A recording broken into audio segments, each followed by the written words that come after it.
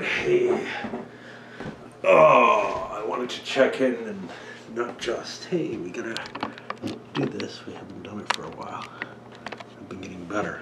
And not just because my facial hair has taken a turn. This is along the lines of something I've wanted to do for a long time. It's like the blue hair thing.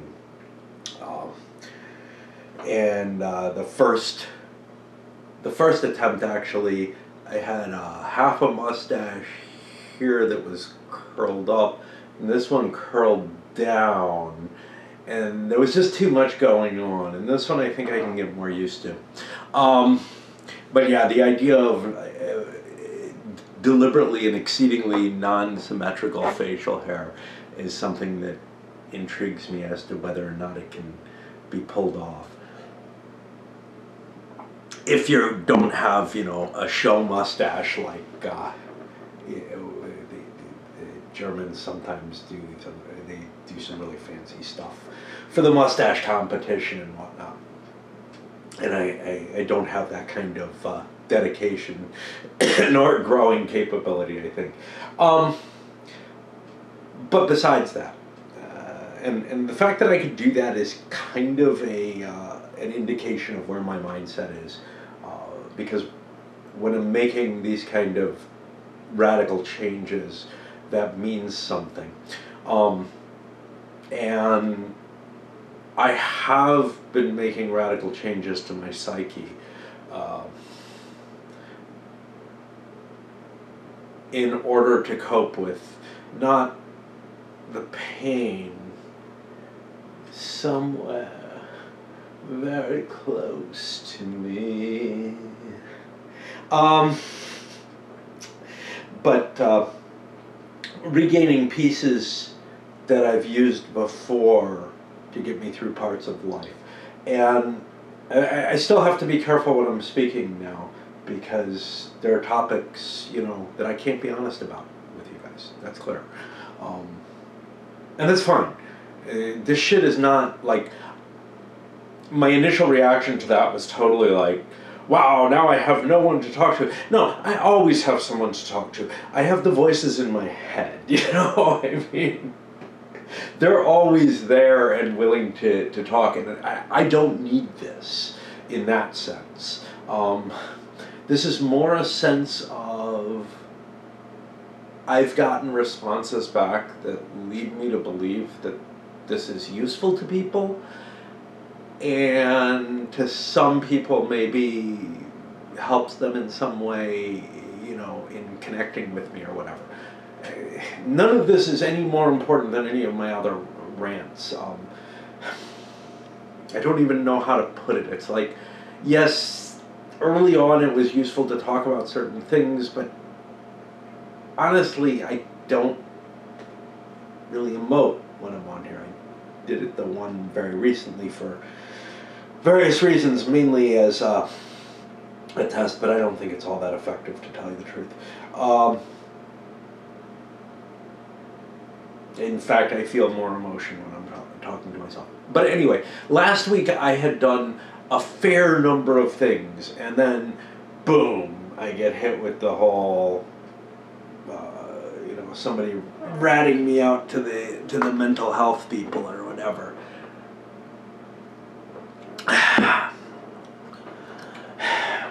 And I had some worries that would be the setback, because no matter what, a setback is dangerous to me. Anything that foils, that gets in my way, any excuse I can grab onto to stop doing the shit that I do not ever want to do, can put me, for years out of doing it. It appears now. I mean, seriously, the difficulties I had with the screen, etc., prevented me from getting any of the work done at the house. And then the difficulty I had getting the roof clean prevented me from... Like, had I been able to... The first person I contacted who came out here and looked, had he not been like, oh yeah, we can't do that, we're roof cleaners, but we're afraid of roofs, then thanks. Great. Who the fuck do I call then? Spider-Man on their list? Yeah. But my fear of another failure, whatever, all that starts tapping in, and I was afraid that this setback would be enough to stop me. It turns out it wasn't, although I do have to trick myself. So there was something I used to do that was kind of like the same kind of thing, which is every time I did something good like this, you know, maybe if I cleaned a room, or if I contacted someone to do some work, or if I got my taxes set up and was ready to do them or whatever, I would run downstairs to my wife and say, "You should be proud of me." And she'd say, "I am." "No, but you have to know why." And then I'd mention the little thing that any other fucking person in the world can handle. Well, maybe not any, because I've seen a lot of you come back, but almost all of them can handle. These are the kind of people who are like, just call the plumber. My dad's that way, you know? The guy across the street is that way. 85% of people are that way, I'm guessing. And they're just like, "I don't see what your problem is." Yeah, well, you know what? You probably haven't had some of the experiences that I've had that you would say, "Wow, how did you do that?" type of shit, okay? You know, I mean, there's things in my life that just seem to blow people away, as in, well, I couldn't have faced that. We're different people. There are things people can do, things people can't do. I got a whole bunch of things that I can't do, but they're the shit that, like, normal people have no problem with. Rant off. But, anyway, I was ramping up the difficulty of the things I did. I'm trying to remember what I actually handled last week. I can't even fucking remember what it all was. But I did a sequence of little things that were important. Oh, I know. One of them was mailing my wife's death certificate out to her father. But I did others. I know that. I can't fucking remember them. I can never remember things, right? You know, I mean, this is stuff that I shouldn't have to remember. It's just true. Oh, I went to the dentist. I did that. And was that where I was stopped? Is that what blocked me? I thought I got a third thing out of the way. But I'm having trouble thinking of a third thing. I may have been flattened after 2. Dentist was on Monday. I know I did the one thing, and I feel like there was one day that I missed. I missed Thursday. And I feel like there was something else that I did, but I can't fucking remember it.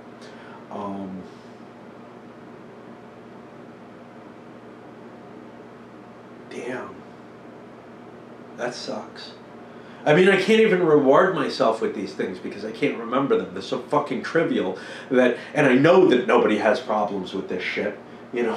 Anyway, everything that I did last week was along the lines of, oh, the taxes. Yes, that's a big one. That's a lot of effort.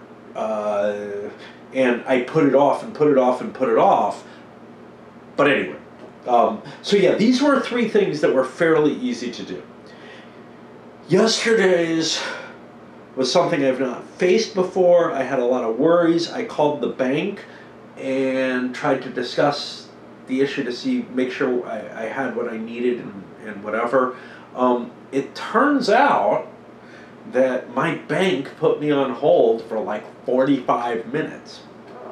And finally I'm like, well, here I am at work, wasting time on a phone call with my bank. This is not fair to them. So I ended up taking time off from work because just walked to the bank with what I thought would be enough. Well, I got there, and I mean, I might have like put it off a day if I made the phone call, you know, and then like whatever. But anyway, I grabbed everything I could think of that I would need: marriage license, death certificate, ID for me, ID for her, all bank statements, all kind of stuff. Well, I don't have ID for her. I have photocopies of her ID because the police like took her wallet or whatever she had, and they still have not returned that. They haven't returned the laptop. I called them a while back, and they're like, yeah, it's still like ongoing. And the death certificate that I got back still says pending toxicology. So I mean, I don't know what the fuck they're doing. You know, you'd think they'd get the toxicology results back within a couple of weeks. That's what I was told, but they got nothing. And I don't know if I'm ever going to get her shit back. I know that they were trying to break into her laptop. So, I mean, that was the intention of taking it. And maybe they're just waiting for forensics for that. You would think they'd have the toxicology done by now. By the time I got the death certificate, they might by now. And I'm not supposed to get like the results from the investigations, etc., until, you know, they say that takes a couple of months after they get the results themselves. So it's like I'm left here. Oh,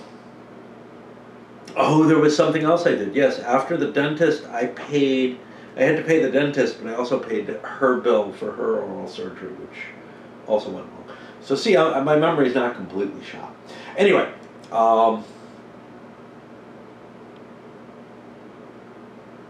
so yesterday I went out to the bank, and I couldn't get it taken care of, but I got everything that I could taken care of.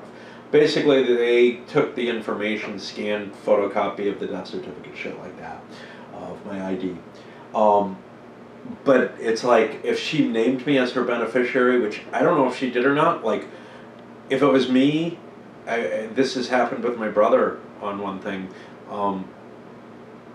I don't have all the information. I want to name him, but I don't have it. So, and the website that I logged that on is like, well, you can't enter partial information if you don't have his phone number and his social security. And I'm like, I should be able to name a beneficiary without knowing stuff about them, you know? But I did contact him and ask him for that stuff, and, you know, he's fine with giving it to me, but then, you know, neither of us really wants to deal with this, so it's like, fuck it. So I don't know what's going to happen, but, you know, it's probably going to have to get more complicated. But anyway, with her, her stuff, I have no idea whether or not she entered me as a beneficiary. They might have needed more information than she was willing to give them. She walked in without me. I walked her down to the place, but she didn't want me with her while she's doing this, and I can understand that. I would have wanted her with me, but that's more because I want the support, but I would have allowed her not to be with me. So I waited outside, smoked, got a drink, you know, some kind of hot cocoa or something. We did this not that long ago, and because her other bank was in Phoenix and there was no branch here. And, you know, back when she opened it up, she had less than $1,000, and now there's actually a fair amount of money in there because she had an inheritance. And again, I don't know if like if it had been a smaller amount of money, if it would have been easier to deal with. But and this is another problem. I tried looking up PayPal, and I tried to transfer the money from PayPal to her account, but I couldn't like get her password reset. Apparently they found out she was dead and locked the account or whatever. So the way PayPal works appears to just be a nightmare, and I'm thinking she probably has less than $300 in there, and it's probably not worth my effort to try to get the money from PayPal, which is why they're set up the way they are, right? You know, I read something about some woman who had to contact them and, you know, go through so much shit to try to get $800, and I'm like, geez, I mean, there are times in my life when that $800 would be important enough I would keep trying, but I don't know if I would anymore. I mean, we're talking about like, weeks of work. Anyway, so yesterday, I don't know what the hell this is all going about, but this is just like a slice of my life. Yesterday I go to the bank, I show them the stuff, and they're like, well, if she has you named as a beneficiary, or she has a beneficiary named, we'll deal with it that way. If not, you're going to have to get, essentially a court order. There are some states where this is not the case. Portugal, also, it's not the case. It just defaults to the marriage, to the spouse. I'm sure it does anyway, but it's like, well, that's a pain in the butt. But, I mean, there's a reason we didn't have joint accounts. Very good reason. I'm half hoping she does me as beneficiary, and kind of half hoping she didn't put somebody else. If she put someone else, that's fine. Then she made some decision for some reason, like maybe made it to her father or something, but I doubt that highly. But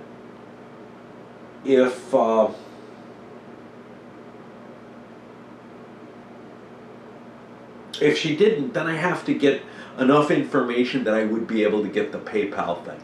Like, I'm sure that I need the court order for the PayPal thing, no matter what, because whatever. And the sad thing is, one of the people who paid her after she was dead, all her payments go through PayPal, asked me how do I want the payment. And I'm like, just do it as normal. I'm sure it'll all wash out in the end, right? And now it's turning out it's not going to, and I'm probably never going to see that money. PayPal's going to steal it. Okay, so anyway, I'm down there, and one of my plans is, after I dealt with that, go to the liquor store. There's a liquor store not too many blocks away, another 6 blocks or so away, which is, if I'm going to be that close, fuck it, let's go. And I had never been there before. And so I walked past a Euro place, which I've been thinking about going to every time I walk by it. It's like, I love Euros. It's the only fucking one I know in Eugene. They were all over Phoenix. And I mean, I'm used to running into them elsewhere too. But yeah, there's almost nothing here. Almost no Greek and Middle Eastern enclave or anything. So yeah, I mean, it's like a place that's like New York style Euros. And I'm like, I would really like one. And I was hungry even. But nope, can't stop. And it wasn't, so some of it's like I don't want to spend money. I had an excuse. My birthday's right around here. So, oh, by the way, happy Hitler's birthday for anybody who cares. But anyway, it's not just a cheapness matter, it's also wasting the time waiting for it, and stuff like that. And I just have such a fucked up way with this, and it's also going into a place that I'd never gone into before. If I had ever been in there before, I would have had much less hesitancy going in and ordering something, which is, again, fear of new things, whatever you want to say.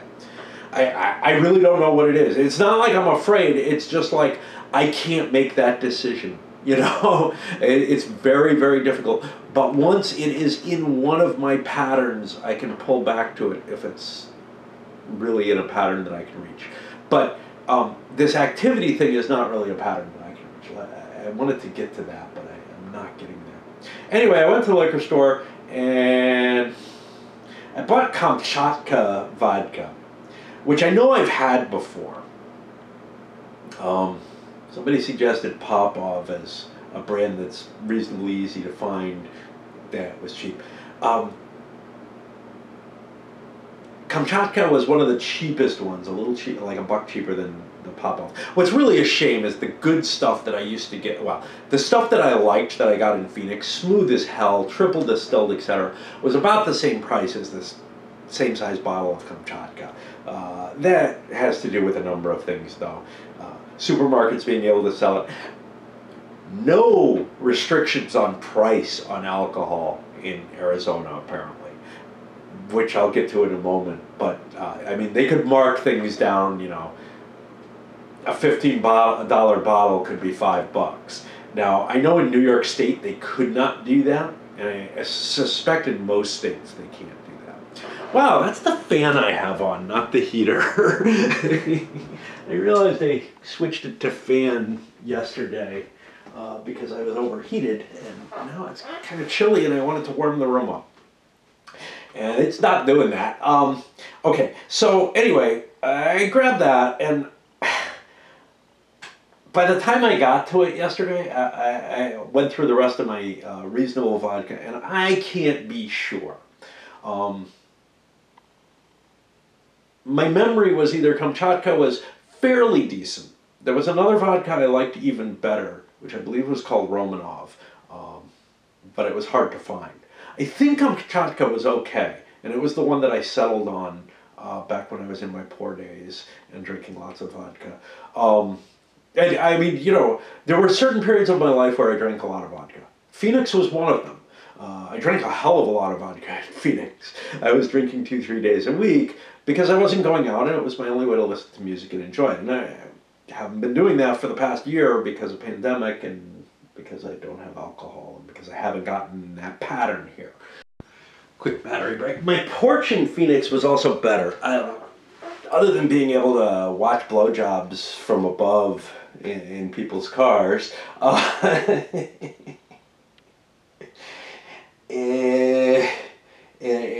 the construction site. No, I mean, there was just this beautiful view from my porch. Now, here, there's a pretty view, but straight out from my porch, I mean, there might be people walking by and everything, and that's fine, but I wasn't, like, aiming at someone's house. Now, there's a house across from me. There's a nice view, not as pretty as the one in Phoenix, I have to say. And also, my porch is wood now, and is not as good for dancing on. And mainly because, well, there's splinters, because, I mean, but concrete isn't exactly the best stuff to dance on in bare feet either. My wife would have noted that. But that's fine. I don't mind the pain. The pain's gonna make everything all right. But what isn't fine is that if I've got a CD in, and a lot of my music is on CD. First of all, I have two little boombox things. The one that I bought here is really, really quiet, and I can't boost it up. It's a cheaper one. The one that I bought in Phoenix, no, I bought it in Eugene, but I bought it long before, and I brought it to Phoenix, and it's having trouble playing CDs, but no matter what, the wood is bouncier than the concrete was, and I'm more likely to cause, you know, the CD to skip or whatever, which sucks. And then because the thing has trouble figuring out, you know, playing CDs to begin with, it just spins and doesn't play anything for a while, and I have to kind of coax it into playing. It also has trouble playing the self-burned CDs I have, which sucks. I don't know, they both kind of have trouble with that. The computer has no problem with them, so it's like, what the fuck? You know, I got no idea. But some of it's dust, and I just have to blow it and clean it and everything, but some of it's other things. Anyway, where the hell was I? Yeah, so I haven't been doing that here for various reasons, and I don't know if I'll ever feel as comfortable. I think I've got another cavity that I should have mentioned. Up here. The only one that I can actually feel anything, but it's like I can never tell. Like I feel something, I don't know what the fuck. But it's the only thing I feel. But I felt things and not had cavities, so it's like I don't know. Anyway, where are we? We're at the liquor store. So yeah, this Kamchatka vodka may be really, really vile. I know I bought some that were really, really vile. Smirnoff is disgusting. I remember that. I think Mr. Boston was gross. I don't remember Fleshman's. I think that's pretty gross. But there were some other cheap ones that I didn't recognize. The Kamchatka I know I've had. And I think it's a little harsher than the cheaper stuff I could get in Phoenix. Okay? And there we're talking under $10 for a 1.75. Just to give you an idea. But here it's like 13 for the Kamchatka. At least there's no sales tax. You know, the alcohol tax is all baked in. I just look at it and I'm like, that's what I'm going to pay. I think in Arizona there was sales tax on alcohol. I don't remember. It would make sense. I mean, if there's anything you're going to tax, it's tobacco and alcohol, right? But yeah, there's no sales tax here at all. So lots of property tax and lots of income tax though. But none of which felt like it hurt me before, but now, yeah, I really notice it. So anyway, I make my choice of vodkas, not wanting to spend a lot on vodka. I mean, I actually kind of miss a little bit of harshness in my martinis, and the other thing I use it in, I also kind of miss the harshness. I felt like the stuff I was getting was too smooth, but I just couldn't resist it because I know a smoother vodka is better. But yeah, I might end up happier with it. But then I decided, you know what, I'm going to look around because one of the liquor stores here had sold the faux Southern Comfort. But I'm really not in the mood for Southern Comfort. But what I did see was a brand of rye that I had bought in Phoenix, I think, discounted. Now, when I got it, I knew it was good stuff. It was also probably like $5 for a bottle, for a flask-shaped bottle. Small bottle, but I'm like, wow, that's a hell of a price. I ended up getting a somewhat larger bottle, and it was like $30, you know. This Boulette brand. And I really liked it, or remembered really liking it. And the other thing I might have gotten instead was really cheap brandy. Like, that's not brandy at all. It's just colored grain alcohol. It's been flavored in some way. I'm not talking about like the flavored brandies. I'm talking about it's just plain brandy, but it's not really brandy. Your sort of generic brand stuff. Okay. And then when I left the liquor store, I was close to the fairgrounds, and I thought to myself, it's not something I use with many people, but now I have to get in the habit of doing it because, yeah, it was one of our in-jokes. It's something I do, but it became something that really, like, made my wife smile. So now it becomes more important to me. Because she would always fill it in for me.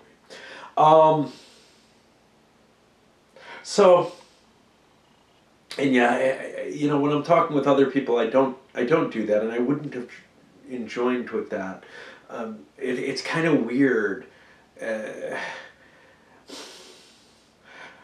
This is the kind of thing that I'm able to share here that I'm not able to do when I'm talking with other people. But anyway, I walk out after, after buying the alcohol, and I'm thinking, well, the fairgrounds is where they do the vaccinations. Maybe I'll walk by, see if somebody's standing out with a sign. But then I realize they're not going to have the J&J available, which means whatever I get, I'll have to fucking arrange, to go down there again in 2 weeks or whatever, which isn't that horrible a thing. It's not a bad walk, and I'm near people that I like to drop in on, and say hi to. One of my bartenders works out in his garage, and I just like to stop by and say hello. And, if they're not there, there's a park where I can pee and get water, So it's not a terrible thing. But and my other there's another bartender who lives there who was the one who invited me over right after my wife killed herself, basically. But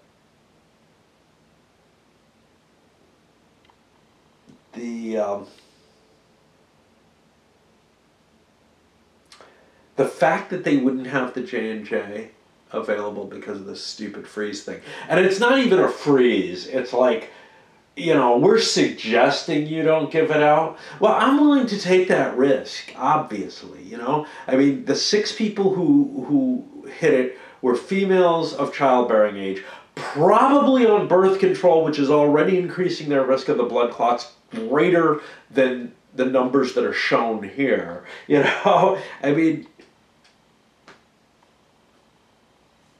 there might be an interaction. There probably is a slight one. But, gosh, it's just not likely to hit me. And getting it over in one, that seems like a big deal to me. I honestly trusted the other ones more after I learned about how they deliver it. So I'm not surprised there are some limited side effects, but they've been giving this enough, and so far there hasn't been a peep about the one thing I was worried about, which was long-term effects. People reporting, the COVID, the long-haul COVID symptoms, which I'm still getting as far as I can tell, but it's hard to tell. And I certainly don't want to boost those, But if anything, people who had been getting them, there were some just anecdotal reports that this was actually helping with them, so whatever. I think the main thing that helps with them is, I don't know, warm weather. Eventually. I don't know. Anyway,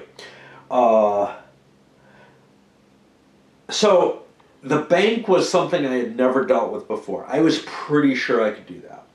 Today's task, I wasn't sure I could do at all. And that was calling about the dryer.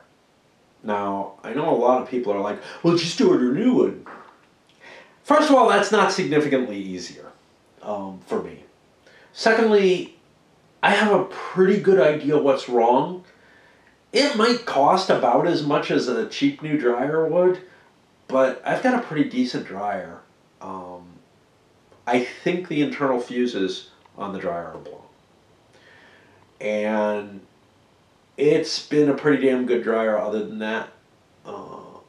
It is getting old, I would guess, but I use it very seldom, and it's really sturdy. So like if I want to put shoes in it or something, I don't feel too bad about that, like sneakers. So yeah, that's part of it, and also I just hate buying something new when something old can be repaired, even if the cost is kind of the same. So there is that. Anyway, I managed to I had a bit of a panic because I'm looking, at the Yelp reviews, and every single repair place has some bad reviews. But I found one, that only had like 8 reviews total, and I don't think had anything too terrible. And so I gave them a call, and I don't have an appointment, but they're willing to reach out to me via email to set up when it's when that appointment's going to be. And as long as this all goes through well, I will not feel hindered. One thing that I don't like, though, about me, so many, but one thing that is problematic here, so many of those too. Yeah, okay. I get it already. Stop nagging on me. And I know it's me nagging on me. I am the one who constantly does so. I know that I am a worthless piece of shit, okay? Talk about, self... I'm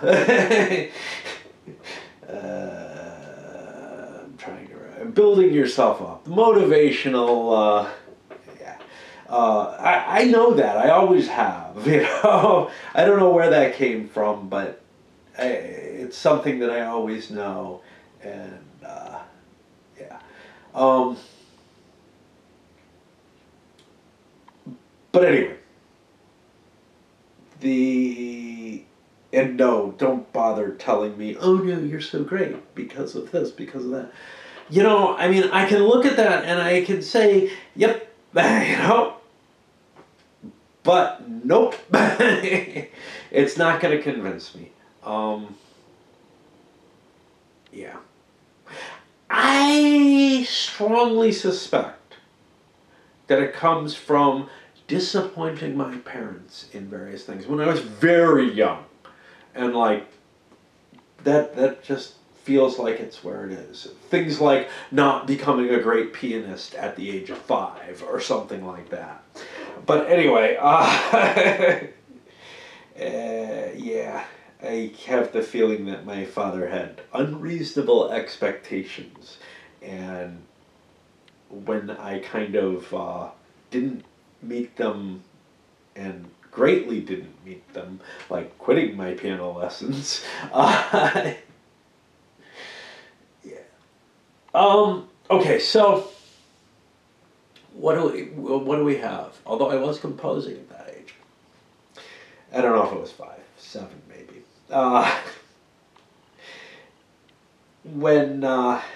And that wasn't the only time. Like, I quit multiple times, so. Where are we? Yes. So I managed to make the call, but there's still this giant, iceberg waiting for me, right? First of all, what if I gave them, my email and it's wrong? Or if they don't contact me? What if something goes wrong, And that's the problem. Because, when I first moved in here, I got the roof cleaning set up, I got a guy to come for the screens, and something went wrong. And then I'm fucked. Just fucked, right? And yeah. So, I mean, other people can deal with the something went wrong. I have my problems with that. When something fails, I learned a certain level of things are fated, and that was reinforced later on. But I feel like that happened very early. What doesn't come trivially and easily is not meant for me, and that was really ingrained, but then I discovered it as a greater truth when I got older, and especially with relationships and stuff like that. If it's not trivial, if the person doesn't basically either come at me, and that might not be trivial in the sense that that immediately sets my defenses off, or most importantly of all, if it just doesn't sort of magically meld together. I don't know which it is, but if it doesn't just happen and feel perfect and right, and friendships too, and everything, it wasn't worth it. Now, that makes more sense with interpersonal stuff. And I'm not saying that everything's perfectly right forever, right? I mean, I understand that relationships require effort on both sides and compromises and work and all that. If you've listened to any of my other stuff, you do know that. It's more that immediate comfort. The person just fits you like a glove from day one. In many ways. They're easy to talk to. You can stand them. You know, you can stand them right away. That cuts out almost everyone. Okay, so those of you who are out there thinking, "Wow, you know," and I'm sure it's not that many of you, but I only hear from people who are saying, you know, either "Wow, I hate you," or "I think we would really get along." Those of you who have that, "I think we would really get along," I've met a number of you. The chances are higher than that, like, sliver of 1%, significantly higher. But it's below 10% still, I would guess. You know, I mean, there's people who think they would get along with me. Don't think that. This isn't, you know, I'm not telling you untruths. I'm not being false in my presentation. But you don't understand how I deal when I'm interacting with other people, right? Just assume I'm going to pull a knife out and stab you, you know, in the middle of our conversation. And if you don't think that's funny, you know. One of the things, not a knife and stab, although I have one girlfriend, yes, but we knew each other quite well before that. And honestly, it is that we know each other and are comfortable before anything really too weird happens. But one of the things is dandelions. A guy I knew, actually I knew him only viscerally when this happened. So a friend of mine picked a dandelion that had gone to seed, and, you know, kind of yawns while he's got it. And because yawning's contagious, I yawn, and he stuffs the dandelion in my mouth. And apparently this is from another friend of his, and they're both me, so that's fine. But what ended up happening from there is, when I was young and they groomed me for success, which I know it's not the actual ones, but it's the ones I repeat to my wife always, for whatever reason, because I can't remember things correctly. I did that to a couple of, you know, friends I was close with, whatever, as just kind of a ha-ha. In the same way that it was done to be. But what almost invariably happens is that I do that with females that I'm involved with and close enough with that it's a real thing happening. Just the same trick. And now, most of them, they spit it and they're just kind of like, what a horrible thing to do. And then we kind of forget. But with my immediately past wife and I, it just became one of our games, is can you sneak the dandelion into the other person's mouth? And, you know, just all kinds of warnings around, like, if you look at a dandelion that's going to fluff, the other person would be like, don't you dare, or whatever. I mean, and not like that. It's just so hard to express it all. But there was just this beautiful little interplay, all surrounding that little single thing. And these are the things, you know, that you build up in a relationship. The things that I miss like hell, and I've said that many times, but also, and I've said this, that I just don't know if I have the energy to build all that shit up. It's not just all the compromises. It's all the fun. It's all the shared stuff. This should be good, right? But it's energy building that up. And it's just like, I just want it to all be how it was. And it can never, you know. It's kind of funny. I'm not sure it can never. Like, could I go back with somebody else? Maybe, because I visited an old friend. Well, I didn't visit. I was in Seattle, and an old friend of mine and I got together, and it was like, bang, we were exactly how we used to be in a lot of ways. Sure, there's the catching up, but it was shocking. And this is the hand inside glove type thing. And maybe in a lot of ways, that's really the magic. I didn't really feel that kind of comfort with my past wife. It did build up, and it's the building up that I don't think can happen, or that I feel like it's going to be difficult to happen. So I just don't know. I just don't know. But yeah, I feel that kind of comfort very, very seldomly. Very seldomly with anyone. It's the comfort of building up and being friends with and around someone a lot for years. And I don't know. We'll see. We'll see. Anyway, I have been getting things done. After I got home yesterday with my 2 bottles of alcohol, I did make myself like 3 martinis, listen to music, etc. Had trouble with my CD player. Got myself really drunk.